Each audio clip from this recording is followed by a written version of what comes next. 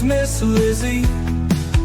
I don't ever smoke the dizzy, but we can always share some ditzies. It's just a cup in time. This song doesn't have to rhyme. Life's all of us, not every moment we can be feeling fine.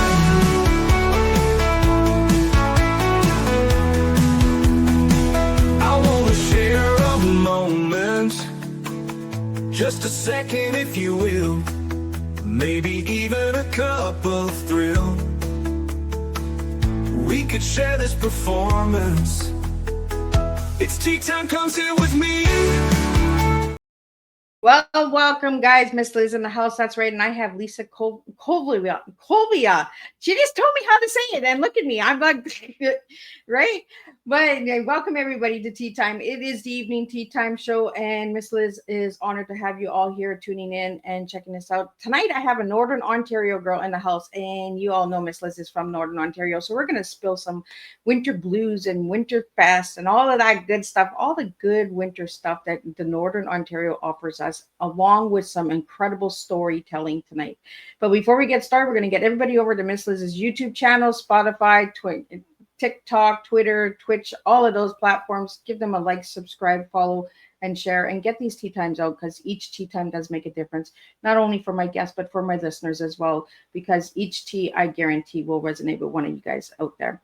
So let's get started with disclaimer, and then a bio, an intro, and then we're going to get Liisa in here. We're going to spill some tea, and tonight her tea is, let me see if I can get it out without a tongue twister right now, conventionally evolution and renaissance. I think I got it out straight in this time. This afternoon, my tongue was a little too tongue twisting, but we're going to get it out there. We're going to spill some tea and we're going to have some fun tonight. So let's get started with Miss Liz's Tea Time is a global platform dedicated to sharing real life stories, diverse perspectives, and meaningful conversations that inspire awareness, healing, and connection. I'm Miss Liz is going live using StreamYard. Before leaving a comment during the live broadcast, please grant StreamYard permission to display your name at StreamYard.com. Please be advised that the content brought forward during any Tea Time show is presented in good faith. However, discussions may include opinions, beliefs, and perspectives that do not necessarily represent the views of Miss Liz or the Tea Time platform.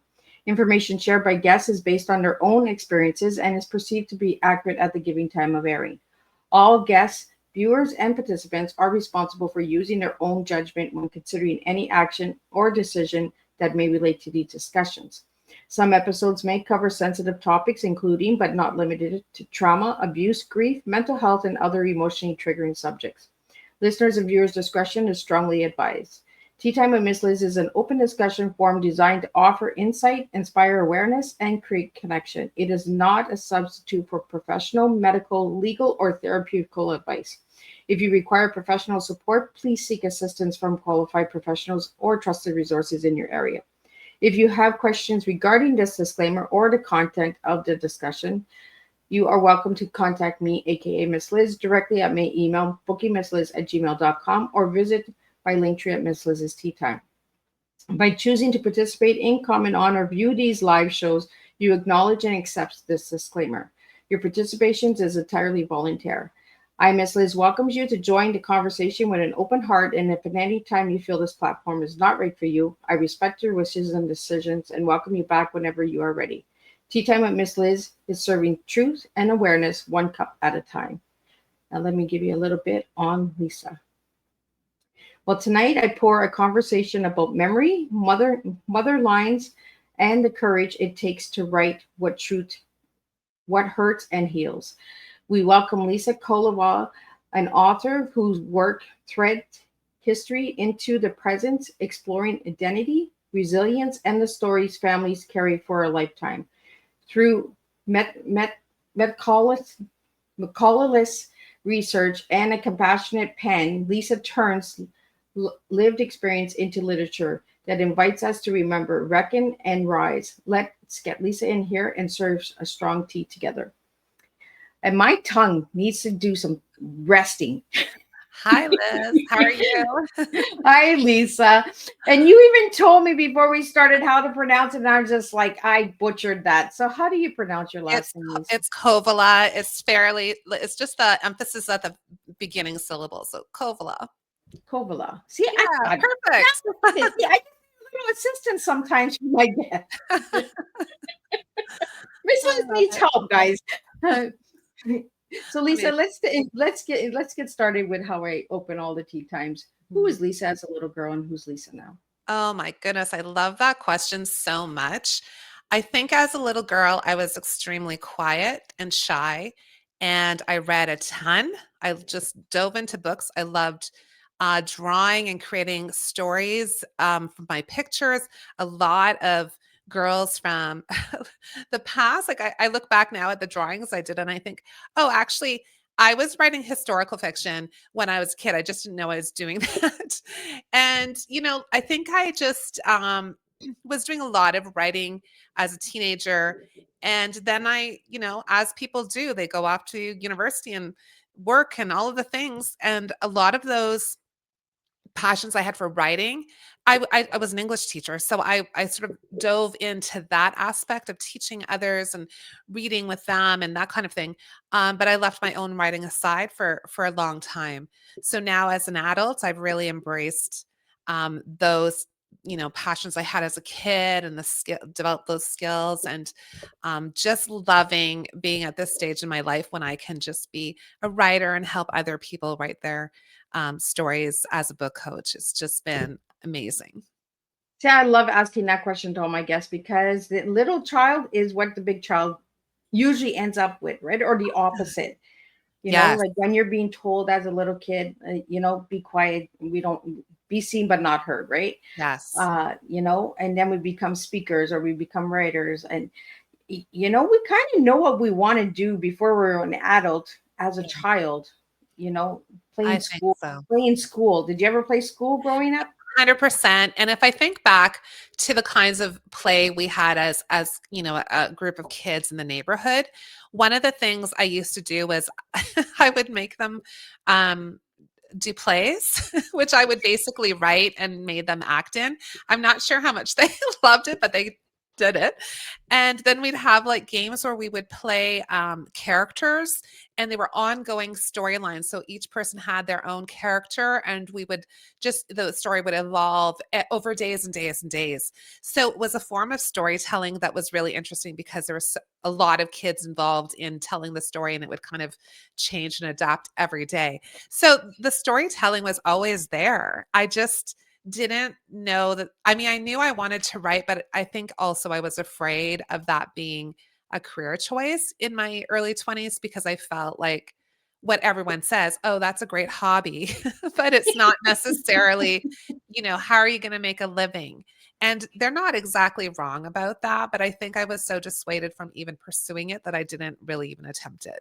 So I admire young folks who start pursuing their writing dreams early because, it's like just go for it, even if you're doing other work, even if you're doing other things to sustain you.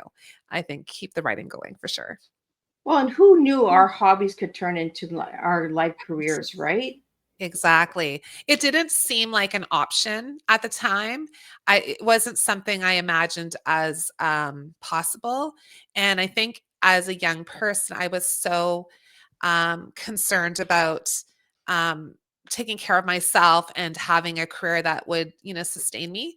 And I don't regret becoming a teacher. It was really a great career. It really was. I loved it. I loved my students. I loved teaching about literature. I loved working with students on their writing. So it was still using some of that creative skills I wanted to display, but it just in a different capacity. And then I started teaching writer's craft to students, and that's when I was like, oh, wait a minute. Like I love literature, but like when I started teaching writer's craft, it kind of fell into place that, this is where I'm supposed to be. This is what I'm supposed to be doing.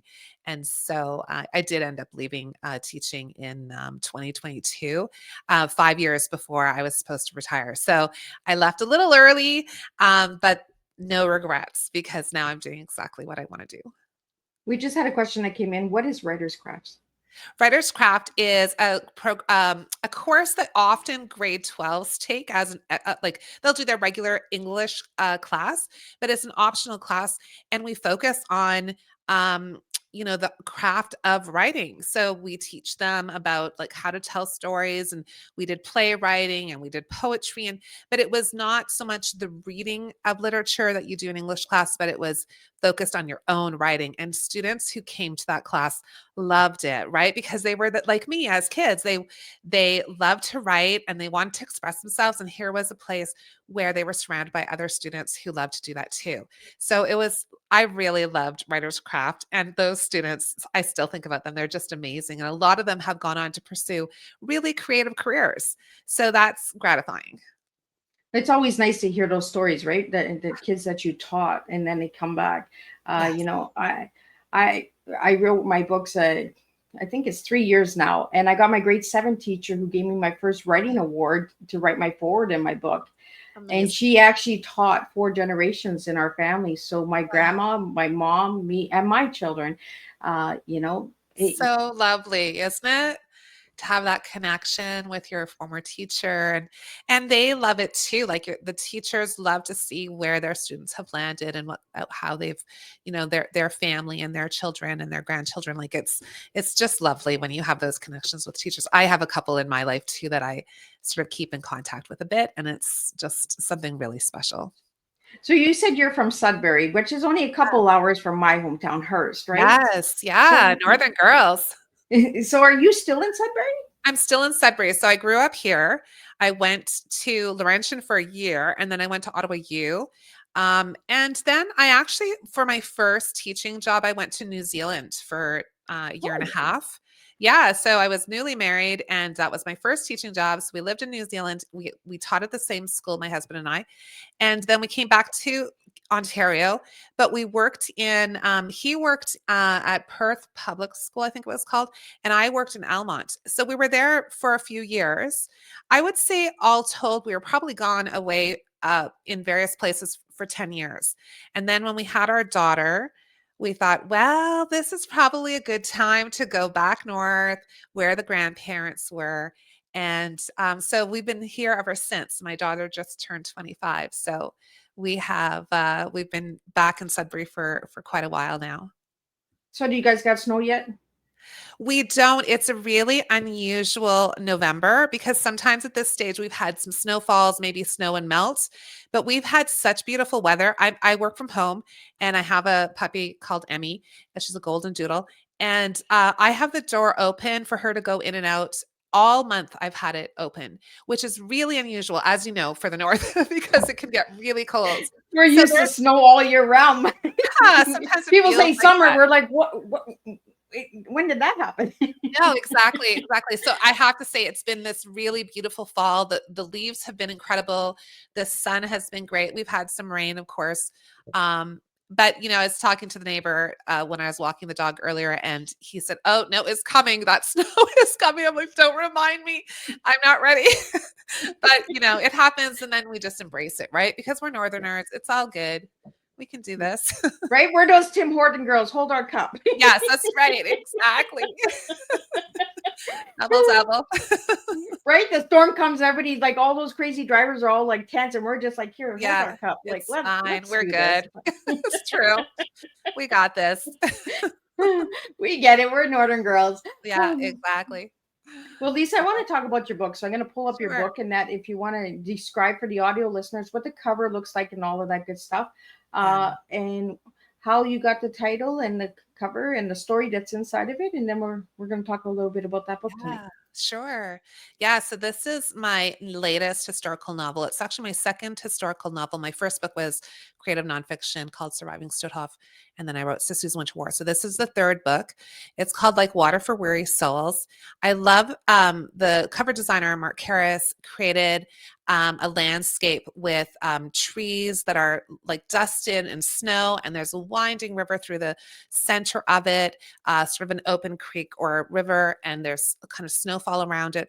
And then just above the word souls, we have a crow that features in the story. So I loved what he did with the cover because I felt like it really gave that northern feel, like it really represented the north, where the story is set.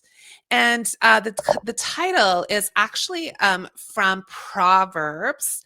And it is the full quote. I actually have it here. As cold water for a weary soul, so is good news from far country. And I love that idea because water plays a significant role for the women in this story, the fam, like everybody, but the women in particular. And the mother of the main character is Essie, and her sister Hannah is found dead in Nolan Creek, which is in Sudbury, in the Donovan neighborhood, if anyone's familiar with Sudbury at all. And this is the 1930s. It's the Depression. And the mother kind of thinks of good news as being like water for weary souls. But the sister thinks, no, it's not really not. It's that it's hope that keeps us going. That's what we need. And the father thinks it's sisu, which is a Finnish concept about courage, determination, grit. And so each of them have sort of a different idea of what is needed. And I kind of think of all the characters as being weary souls because we are in the Depression. People are struggling. People are just trying to find a way to continue on, and they have dreams of a better life for themselves. And when Hannah is found dead, Essie knows for a fact, the police say it's an accident. She says it is not an accident. I know my sister, she would never have crossed the creek when the ice was unstable in the spring. They just had a winter, like freeze thaw cycle, and she knows it's dangerous. And they had lost a younger sister to a river and water previously. So Essie's determined to find out what happened to her sister Hannah. And that's what the story is about, her going through this process of figuring out what happened to her sister. And in the meantime, learning more about herself and her trying to mend her relationship with her mother, who sort of blames her for the youngest sister's death. And so that complex relationships between family members and sisters, even because Hannah kept some of what she was doing private, and she was holding secrets. And as she goes along, Essie learns about some of those secrets and what really happened. So yeah, it was really fun to dip into the historical side, but also embed that mystery as well. Well, we had some questions that came in for you, Lisa, that I want to get out to you. Sure. So the first one is, what experience first told you this story has to be written, even if it's hard? I love that question so much. So I love historical fiction. I love writing about Finnish immigrant women, particularly because I'm Finnish Canadian, and I love the idea of learning more about different historical events. So I'm always kind of digging into those things. And I was reading a book called Defiant Sisters. It's called A Social History of Finnish Immigrant Women in Canada by Vatwu Lindstrom. So she's a researcher. She's not with us anymore, but she worked at University of Toronto, and she wrote a book all about Finnish immigrant women through like in Canada. And I got to the section of the 1930s, and she was talking about Sudbury in particular. And of course, light bulbs were coming up. And I was like, oh my gosh, I have to write about women in like my own hometown during this really difficult time. What was it like for them? How did they survive? What kinds of roles did they play in the society? What kind of struggles did they have? So that was one thing, is that whole historical part. And then the other part of me was like, I kind of want to write a mystery. Like I kind of want to write something that's like, you know, you kind of have to read and figure out what's going on, and there's different people that are suspects, but you're not sure. And that was a challenge, so I wanted to do that. So it's not, I wouldn't call this a typical, you know, murder mystery. It's more of historical mystery. So it's a little bit unconventional, but it does have that kind of drive forward as she tries to figure out what's going on.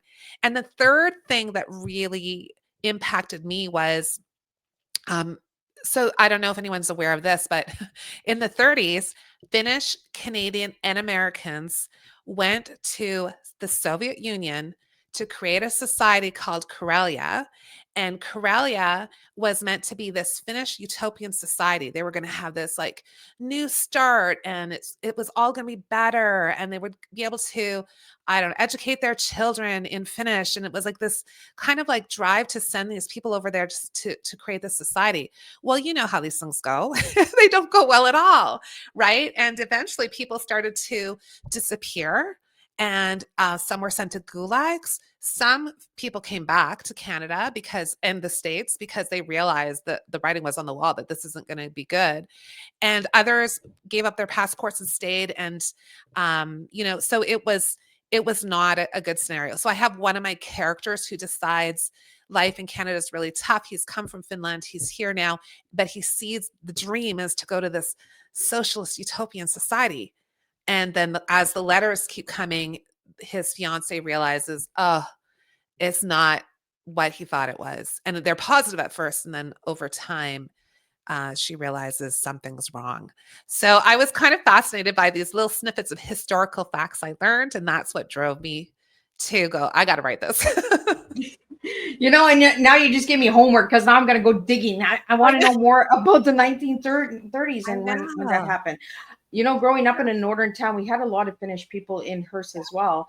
We had a family that ran the home hardware store. For God's sakes, I can't remember their last name, but the whole family ran the store. Like in Sudbury, did you find that there was a lot of Finnish people that had businesses as well?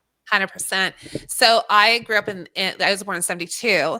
And so as I was growing up, there was a really strong Finnish community here. There still is. Probably, I would say Sudbury, Toronto, Thunder Bay, Vancouver have the biggest population of Finns, and they came here in different waves. So, the late 19th century, and then early in the 1900s, and then in the 50s when my dad came in 51, that was another wave. So we have this community.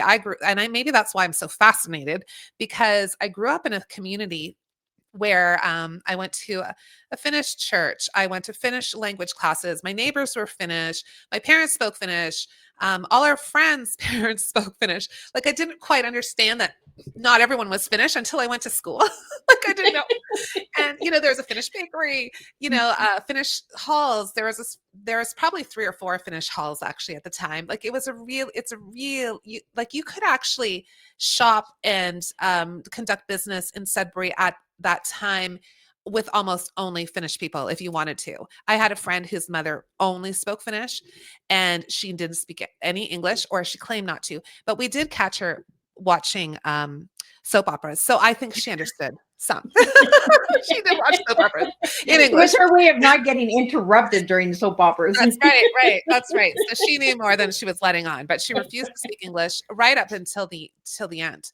So, it was a really strong Finnish community. Now there's still a lot of Finns here, fewer of those kind of infrastructure things happening, but still community events. And, like for instance, I married a Canadian, but his parents were Australian. So there's a lot of that too, where so our kids are partly Australian, partly Finnish, all Canadian.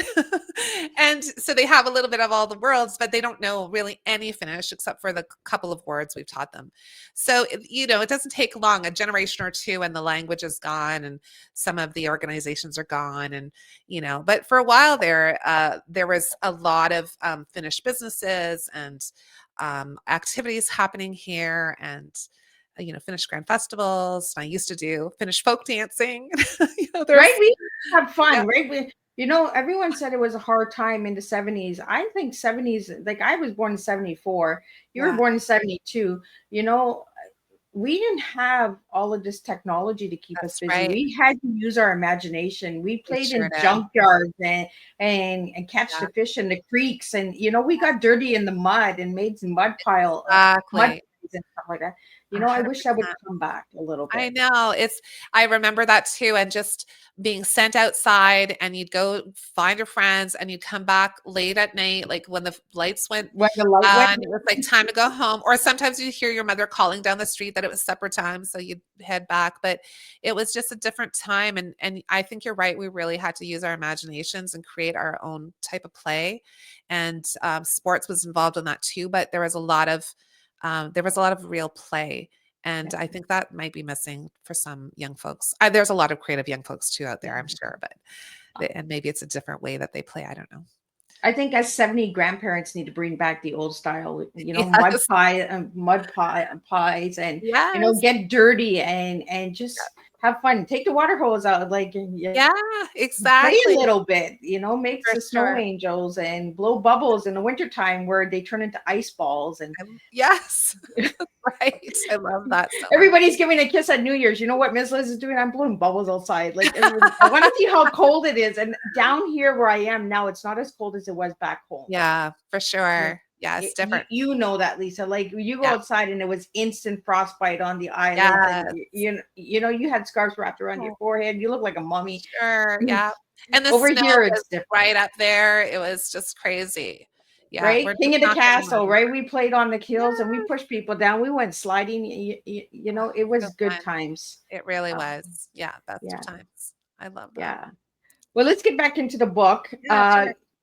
So, when writing for family heritage and history, how do you balance truth, privacy, and narrative momentum? Yeah, that's a great question. So for me, I'm creating a setting that is as authentic as possible. So I do a ton of research. I read, and this is why historical fiction can take years because you can go down these deep rabbit holes. And I so love history. So yeah, this Donovan neighborhood still exists here in Sudbury. I have family that live there. I used to go there for gymnastics at Sample Hall. Like, so you can still like wander those streets and see some of those old houses too, which is an amazing thing to be in a spot where you feel like you can see the history right in front of you. But luckily there's lots of great resources too, and people have done the research on the communities who have lived here. And same with the the Corellia fever section. I read a lot of first person accounts because I wanted to know what real people who went there, what their experiences were. And that really helped me understand like the excitement they had going and the drive. Why would like, cause like, why would you go there? But then when you hear them, you're like, yeah, I want to go too. And then they get there and it's harder than, and there's food shortages, but that's okay. We're strong. We can keep going. And then it slowly starts to get worse. So firsthand accounts, if you can find them, are so good. But what I'm really writing is fiction. So when I'm focusing on the characters, Essie and Hannah are completely made up. Their story is completely made up. But um, I'm still going for the truth of what it could have been like for somebody living in that time period. And I want the truth of their emotions in terms of what happens to them and how they're struggling. And that's what's really relevant to us, I think, is, we're seeing that time period, but we're connecting to the characters and how they feel about things and the struggles they're having and the decisions they're making, and which is very modern, right? So we connect to them on a very personal level. So yeah, there are times when I can't find the exact answer for something I would love to know, and I can't find it, and no one knows, and I can't get any documents. And then so there is a little bit of creative license in there as well. But for the most part, I'm trying to be historically accurate, and then creating these like completely imaginary people who I find intriguing and who are living interesting lives and making sometimes not good decisions as well. You know what? Sometimes those decisions were wild adventures. That's right. Yeah, exactly. Yes, exactly. And it allows us as readers to kind of viscerally um see like not have to go through it ourselves, but see what it could feel like to actually have gone through it. So we don't, that's what I think is amazing about reading a novel, or even watching a television show can do it too. But when you're reading a novel, your brain actually thinks you're in it and doing it. Like it responds as though you're the one running away from the bear. So like it's incredible. Like they've done brain research on that, and I'm like, that's so fascinating. Lisa, have So you ever read a book where you're like in the book and you're like, oh no, no, no, no, don't do that. don't go there. You're Yes, like screaming at the book. It's like watching a movie, but you're in a book, right? And you're in it so true. good, and storyline is so good, and you're like, no, don't turn the page. And then 100%. you turn the page and you're like, oh no, she didn't. Or You did it. I you know, know. Those authors, they're always making bad things happen to their characters. What are you're we like, don't thinking? kill that one off. Like, Yeah, don't do that. Yes. But that's when the writing is good, right? It's because you really do want to see what's going to happen to that character, good or bad, and then see what decisions they make. And it drives the story forward. And so writers, yeah, we're guilty of that, right? Is trying to say, okay, it's not going to go well for this character, at least not at first. Maybe in the end it'll be okay, but we got to get there first. So So hang on for the in your ride. book, do you give that?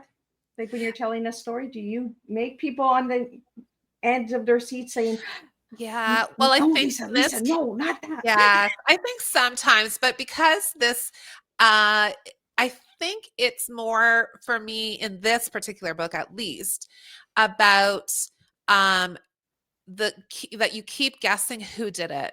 Like you think you know, Oh, and then you're like, oh, it's got to be that guy. Oh, it's got to be him. And then you learn something else about somebody else, and you're like, wait a minute. So, wait, like, I'm wait. trying to get you in Essie's head where she's trying to figure it out. And there's all these possible people that could be responsible for her sister's death. And she doesn't know, and the reader doesn't know, but you'll guess, and then you'll be wrong. And then you'll be like, oh, I know. And so that's what I hope is the reader is like in Essie's head with her as she's struggling to figure it out.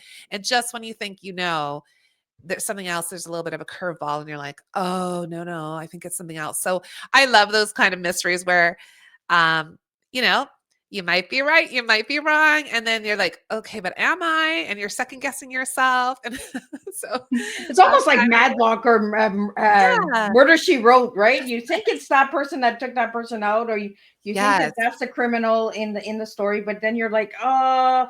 no. And then the defense lawyer comes in and says, no, we have evidence that this person. Then you all like think, okay, well, now it's this woman. Like That's right. Yeah. she took her husband out, and you know, like Yes, I love that so much. Well, and I'm also writing right now, I'm writing a cozy mystery series. So although this has a mystery and it's historical fiction, the cozy mysteries are set in like a contemporary northern town and a quaint town with lots of quirky characters. And so that's been really fun, is to like really lean into the mystery and kind of like you say, Murder She Wrote, that kind of feel where it's not really dark, but it's kind of fun, and but there's always a little murder mystery to solve. So that's been really fun. and do you throw some romance into your stories?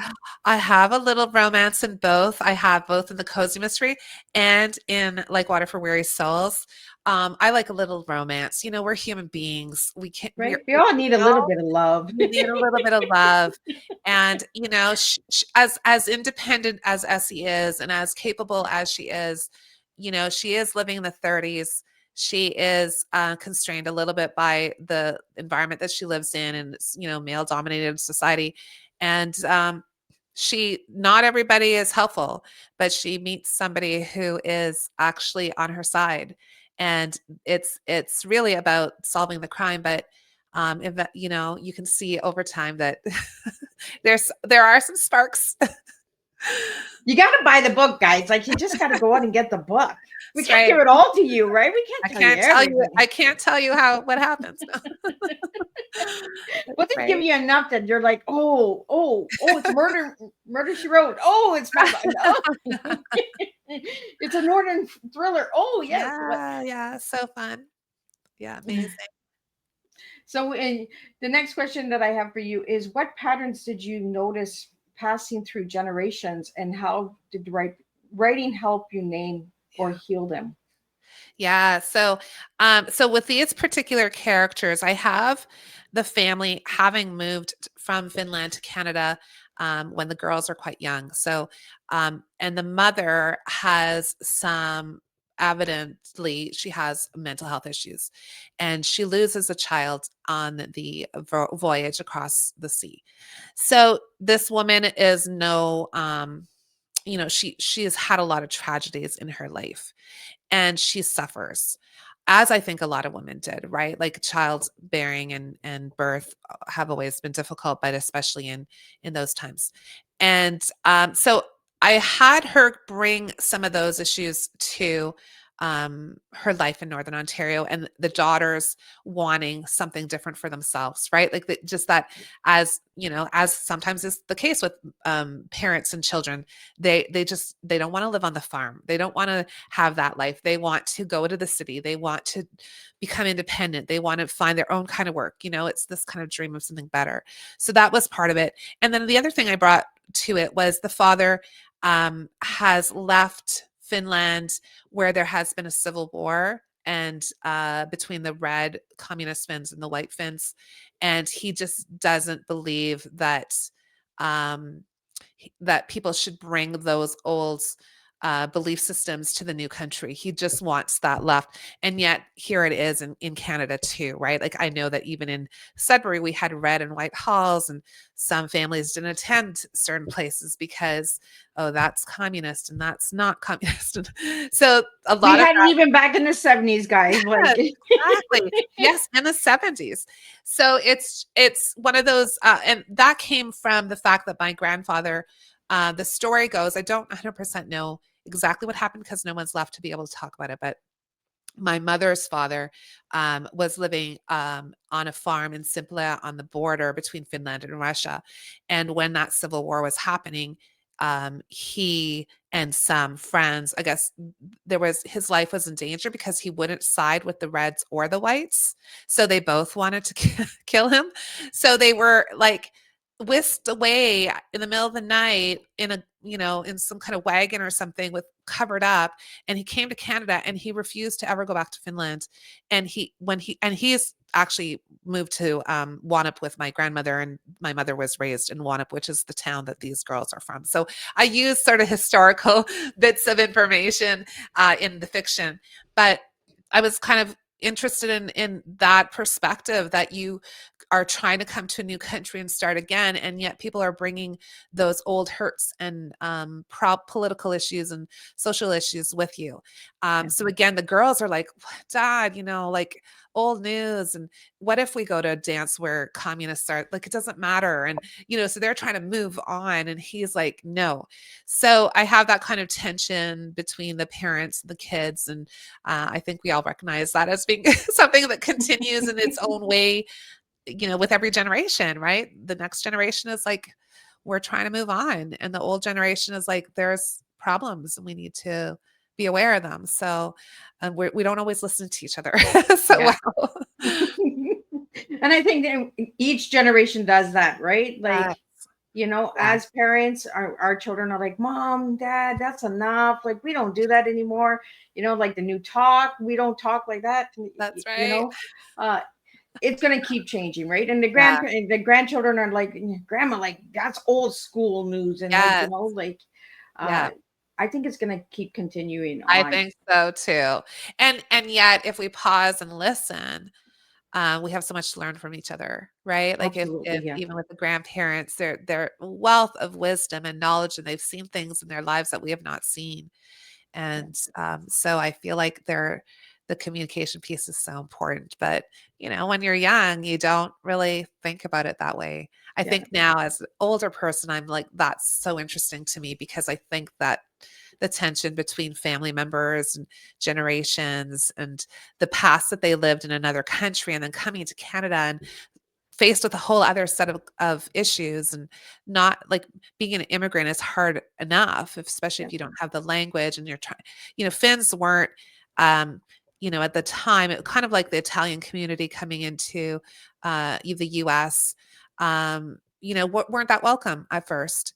Oh, as workers, yes, but not as citizens. And that took a while. So, it's interesting to look back and think, okay, well, that wasn't that long ago. Right. And Yeah. that's even happening in today's world, right? Yeah. Where people are welcome as workers, but not as citizens. Yeah, it's scary. Yeah. And you think we always think, oh, we can learn from the history and we can learn from the past, but do we? We're really slow learners, apparently. Right?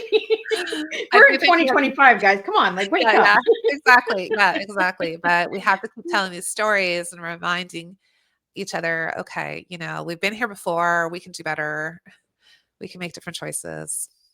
Yeah. Yeah. So Lisa, where do you draw the line between your life story and the character story when you're writing? Oh, yeah. Well, I think it's so fun to create new characters so that they can be completely different from you, or take parts of you that you want to express and embed them in a character. But I would say all my fictional characters are really that. However, I do draw my poor family. I do draw on like my mother's experiences as a kid and wound up living on a farm. And she was born in 33. So she was, during the Depression, she remembers living there and what it was like. So she'd tell me stories. And so I 100% use those stories for, for my fiction. So it's less about embedding yourself as a person and more about like picking things that happened and letting these new fictional characters experience them. Like, what is it like for Essie to be living on that farm that in my head is my parents, like my mother's farm where she grew up? And I've been there, I've seen it. So even when I was describing it, it was the farm that my mother grew up on. But I just took out my family and threw in these fictional characters and said, okay, I would say how are they? you. Yeah, you're gone, you're in. And then they can experience life there in their own way. Because my mother is the most lovely person. She is nothing like Essie's mother. Although I have so much sympathy for Essie's mother. She has lost a lot and she has mental health issues and she's struggling. So I have so much sympathy for her, but she in no way reflects my mom or myself or anybody else. It's like I'm kind of looking at her from she's her own person. And these characters become really real for me, like they're like, they're real because I guess I spend a lot of time with them. So, Right. Well, the writer it's just the words on the paper and the characters, right? That you spend so much time yeah, with you really that, do. you do get a bond with them. Yeah, 100%.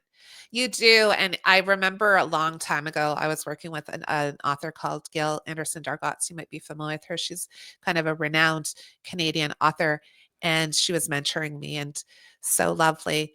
And I remember her saying to me, Lisa, you can't protect your characters. You can't protect them. You have to let them live and bad things are going to happen to them. And I was like, okay.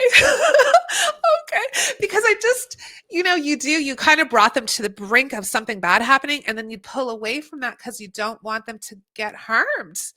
But then she's like, no, they need to go through the thing. They need to have the bad things happen. And I'm like, okay. So now I let my characters experience the bad things. But it's not that I don't feel for them, but they have to. Like that's part of their journey to, see the realities of the world and that it's not as perfect as they'd like it to be. Because it's not. We live in the real world, right? We experience these things. So yeah, it doesn't mean it's all bad. There's good too. There's love and kindness and lightness as well, but they have to experience all the things. Right.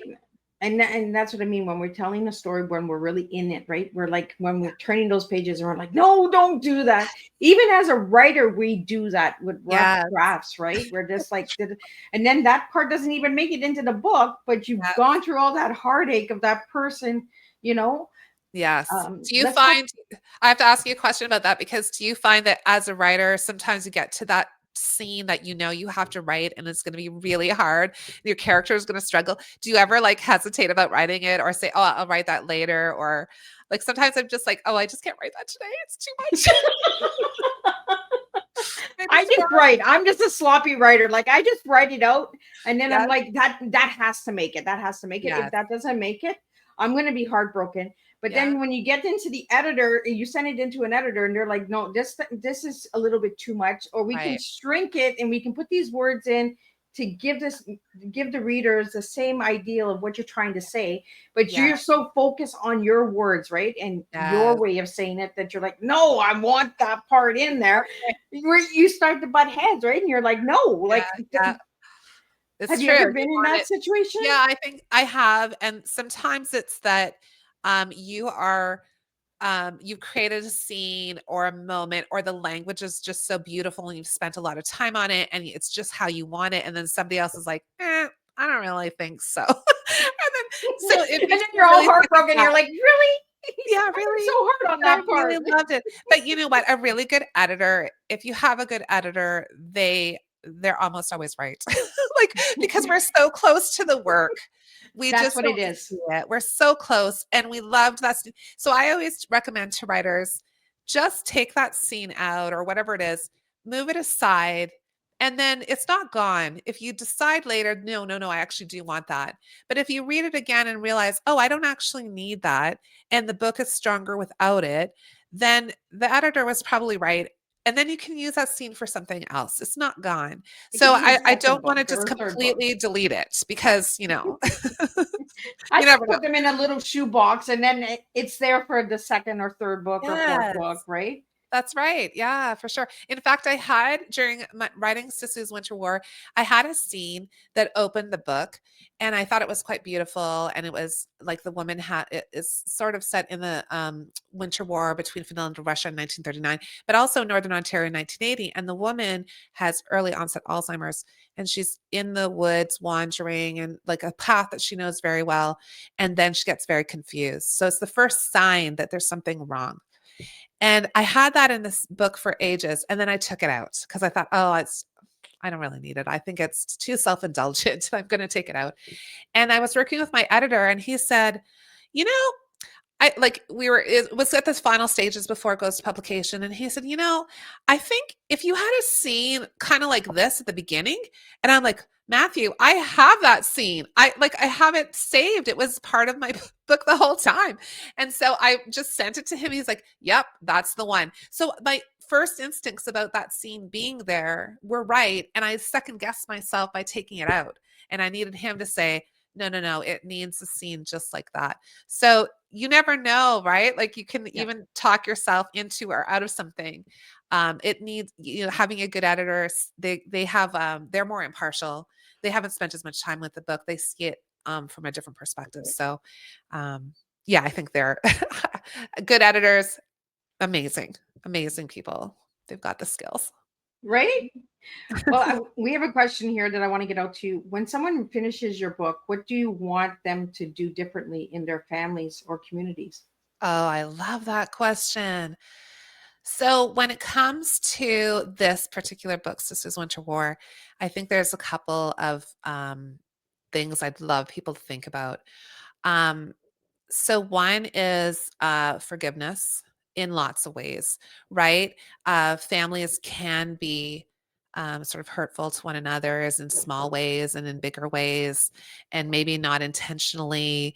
But when the big things happen in our lives, that's when we realize that those smaller hurts are maybe so unimportant, right? Like when we lose somebody, when there's grief involved, when your family has gone through those things. So I think that's one of the things I'd love people to think about.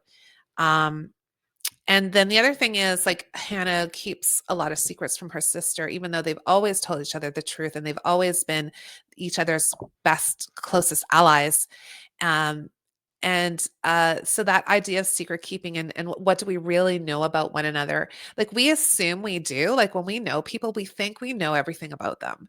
And actually, people keep things close to their chest a lot and don't always let us in. So I think we have to be conscious that um, there's always something else going on with other people. Like when we think everything is fine with them and maybe they're grumpy or whatever. We don't understand that there's some really dark, deep things happening in their life that they're maybe just not sharing for whatever reason. They're not ready, or it's so difficult that or they don't feel like anyone will listen. There's so many things. So I think that's important to remember, that everyone is going through something. And when you're going throughout your day and we kind of just assume everyone should be nice to us and everyone should be polite, and then they're not, and we're like, why did they do that? And I pause and think about it for just a second. Like, we don't know what that person's going through in their day, and to just have a little bit of compassion for that. And usually if you do that, if you're compassionate with somebody else, you see that their attitude changes, right? Because Yeah. somebody is being kind to them even after they were rude or whatever. So people have lots of secrets within themselves that they're carrying for whatever reason. And I think we have to be aware that that's the human condition. We're all kind of, going through a lot of things, and we might be putting on a happy face, but we're struggling with health or family issues or right. So yeah, I feel like there's a lot of things we can think. I think we can treat each other more better. I think we can be kinder, gentler with each other, and understand that people, they're out there and they're suffering, and everyone just wants the best for themselves, for their family. They're trying to have a better life. And that is not easy in this world where I think everyone's struggling right now to some extent. So we have a question here about authors talk. Mm. Do you do authors talks? Yeah, absolutely. Yes, I often do. Well, I've been doing a lot of podcasts, especially for this book, but I do book clubs, and I've done presentations, and yeah, I do all the things, all the things authors do, which is always lovely to be with a group of people talking about books and talking about process and history, and yeah, it's fun. And I also do workshops for writers because as a book coach, I work with fiction and memoir writers. And so I have classes that I offer, and I work one with clients as well, helping them write their books. And I do workshops for other organizations so that, it's maybe just an afternoon or an evening Zoom, or sometimes in person, depending on what it is. But it's just a nice way to get uh, help other people see what their stories are, and to give them the confidence to move forward with them. Because I think that's, everyone has a story to tell, and it's not easy to just start that process, right? So that's kind of part of my teaching, part of my writing career. Well, we just had a question that came in for you, and it says a message from a reader that changed you and changed how you understood your own story. Oh, I love that. Okay, well, when I was writing, so I didn't say too much about my dad's book, but Surviving Studhof is the subtitle is My Father's Memories Behind the Death Gate. So he was a 16-year-old Finnish merchant marine sailor in Finland. He was too young to be in the army with his brothers fighting the Winter War and the Continuation War. So he was on a merchant marine ship, and that ship they were all arrested. Actually, 4 ships were arrested. 90 Finnish sailors were sent to Stutthof concentration camp in Poland, which was the first concentration camp built outside of Germany, and the last one to be liberated. And it was very notoriously brutal. My dad survived, obviously, because I wouldn't be here. So at 84, he told me his story, and I wrote that book. So I got a lot of emails after writing that book, and a lot of people coming to me. And it was so moving, because when we first wrote it, I thought, this is a story I need to tell for my children and myself and my brothers, because we knew parts of his story, but not the whole thing, because he didn't really talk about it. So the process was trying to understand what really happened from his point of view. And of course, I did research to, make sure we got all the facts straight in terms of dates and all of that. So I got all these emails from readers, and they were so moving. Like, they would bring me to tears, because they could connect to their own father or grandfather who never talked about what happened to them in the war, that they wish they'd talked to their family member about their experiences, but never did, and now it's too late. That my father also was in such and such a concentration camp, and this is what happened to him. Like, the stories poured in, and it just, like, it still gives me chills, because writing that book was kind of a selfish thing. I wanted to have it for me, and I wanted it for my children. And I didn't understand that. Like, slowly I started to understand that, oh, family members want it. Oh, some friends of his want it. Oh, the community wants it. And it started to grow. And then I understood that, oh, this is one more story amidst, millions of stories that show what it was like for these individuals. And it's not that long ago. We're talking about my dad, not my grandfather or great grandfather. It was, it's in our lifetime. And all these emails reminded me how important stories are, and why it's so important to share them. Because we could have, which we intended to do, was just go to the Staples and print it off and maybe bind it and give it out. Like, that was the initial. And then eventually it's like, well, more people want it. Okay, well, we'll self-publish it, which I did. And then a publisher picked it up, and they published it traditionally. So it kind of had lots of iterations, but it's those emails, those folks who reached out that moved me so much and really made me understand the power of books. I mean, I knew the power of books for me myself as a reader, but from the writer standpoint, that was incredibly powerful. And I was so grateful for everyone who reached out. It was lovely. And that's what we need to do is get these stories out, right? And that's what that's my goal on Tea Time, is to get stories out, stories that nobody even knows exist. Yeah, Have incredible. people come to the table and share your story that other people can relate to. Yeah, Like how many listeners tonight are listening and saying, you know what, thank you, Liisa, for that story of your dad, or thank you for that story of yeah. the you Like know water your for our souls. Yeah, right? Like you just never know who's listening and who is saying thank you for yeah, sharing. it's And true. that's what tea time is all about, right? It's sharing real life tea, the Yeah, strength in our tea, how that's we right. serve it and how we bring it to the table, and why we become writers or why we become teachers or authors or directors or animators or it has to do with our story. It's part of the story within Yeah, us. I love um, that. I love that we didn't you even share get into your tea because we got into that. so many northern stuff. But you know what? I think your tea came through with us having this open I conversation think so tonight. too. I think so too. Yeah, for sure. I really love what you're doing here and having these great conversations with folks and sharing the stories and our personal journeys, our personal stories as well, and in addition to the things that we write. And I think those are powerful, right? Like when I'm thinking about myself as like moving beyond my conventional life as a teacher and you know t- trying to do things that are outside of what I thought I would do as a kid. Like you mentioned that at the beginning, as a kid, like, I'm pushing the boundaries of what I thought I could do. And that's letting me become somebody different, like evolve and become who I'm meant to be. And, I think that's, what you're doing here is helping everyone see there are so many options and choices and ways to be inspired and go after your goals. But we just plant seeds of tea. That's I all I love do. it. I love You that. guys do the watering. You guys, you It's guys bless me, and you guys educate me as well, because I go on a hunt after each tea time because you guys have taught me something, and now I'm going to go into the 1930s. yes. 30s. I can't even talk. 1930s and do research. Amazing. There's just always something to learn from somebody else if you Yes. open your mind to learning and growing together, Yeah. and that's what tea time is all about. Love it. What Lisa, what kind of message do you want to leave to all the readers and writers out there tonight, even the Yeah. young writers that are out there? Because I really want to work with the young kids. I want them to open their Yeah. minds, the imagination, bring it back, right? Yeah. Open it up. Bring it back. Yeah, I'm going to totally agree with you there.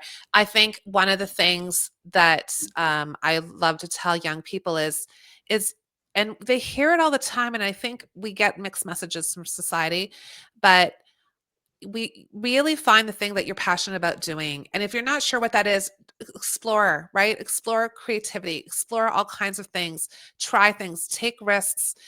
Something will just spark in you. You don't know what that is, maybe. And if you do, if you're a writer, for instance, if you're a young person, you're a writer, just keep pursuing it.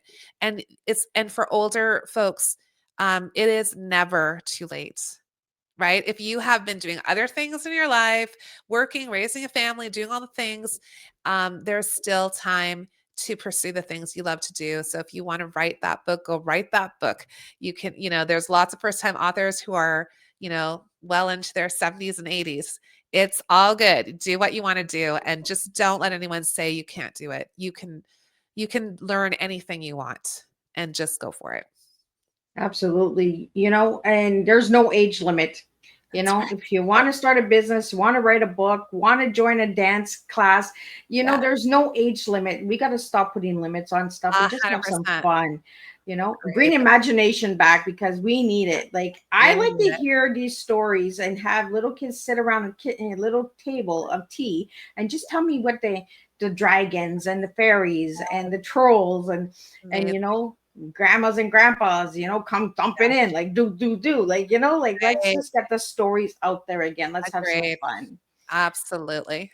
I love that Well, so I had an amazing time with you, Lisa. I could talk Oh, with me you all too. night long. Let's stay connected. Let's Sounds good. get some of those little northern stories out there. We just never Yeah, know where tea time's gonna go. Right? We might that's open up right. a northern telling story time. I don't know. Love that. We'll get Yes, it out there. Um, that's but I so really want great. to just thank you, and I want to thank all the listeners and viewers out there. I could not do this without all of you guys. It takes a team, and the tea and me makes a team. So let's just keep making good teamwork and getting the stories out there. Um, as our cups empty, Lisa reminds us that storytelling is both a bridge and a mirror, bridging us to those who came before and mirroring the truths we finally brave enough to say. Her work calls us to preserve the stories that shape us, to speak gently about hard things, and to pass on a legacy of courage, one page at a time. When we write the past with honesty, we gift the future with hope. Until we meet again, keep the stories alive with writing, sharing, and making a difference. Your stories matter. Let's do this together. And I'll see everybody on Thursday with some more tea time, and we'll do this all over again.